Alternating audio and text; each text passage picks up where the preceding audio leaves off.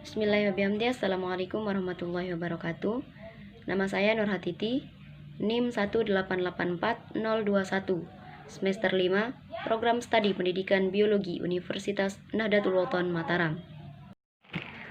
Baik, langsung saja di sini saya akan membahas tentang struktur dan fungsi jaringan pada tumbuhan. Tumbuhan tersusun dari sel-sel yang kemudian membentuk sebuah jaringan, yang dimana jaringan itu sendiri adalah sekelompok sel yang memiliki struktur dan fungsi yang sama dan terikat oleh bahan antar sel untuk membentuk satu kesatuan. Pembentukan awal tanaman dimulai dengan jaringan meristem, yang dimana jaringan meristem ini akan dikhususkan ke dalam berbagai kelompok yang disebut dengan jaringan sederhana. Jaringan sederhana ini terdiri dari sel-sel dengan struktur yang sama seperti parenkim, klerenkim, dan sklerenkim. Jaringan meristem ini kemudian akan aktif membelah melalui proses mitosis. Jenis-jenis jaringan tumbuhan. Yang pertama, jaringan epidermis, jaringan parenkim, jaringan penyokong, jaringan pengangkut, jaringan epitel, jaringan ikat, jaringan otot, dan jaringan syaraf. Kemudian fungsi jaringan pada tumbuhan.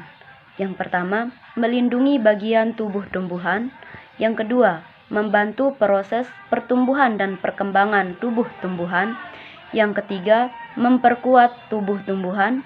Yang keempat, membantu mengedarkan sari-sari makanan atau zat-zat yang terdapat pada tumbuhan ke seluruh tubuh tumbuhan. Yang kelima, membantu penyimpanan cadangan makanan pada tumbuhan.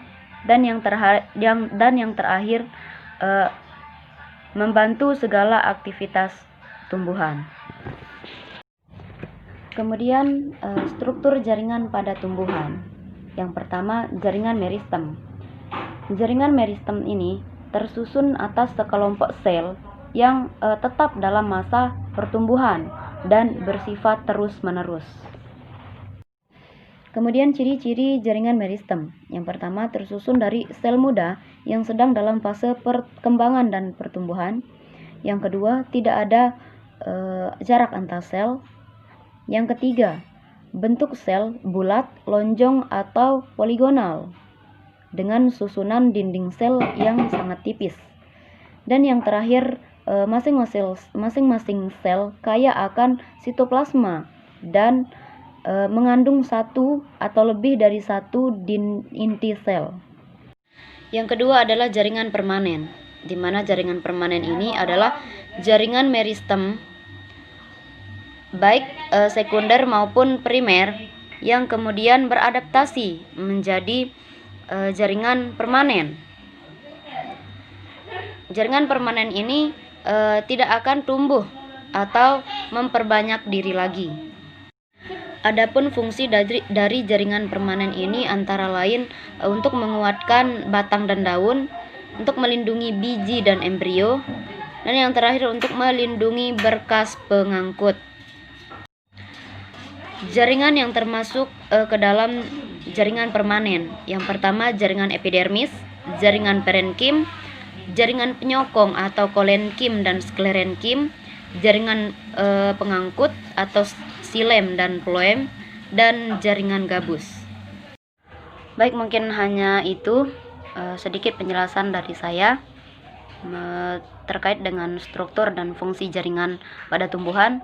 Sekian, wallahul muwaffiq wal hadi ila sabilir rasyad. Assalamualaikum warahmatullahi wabarakatuh.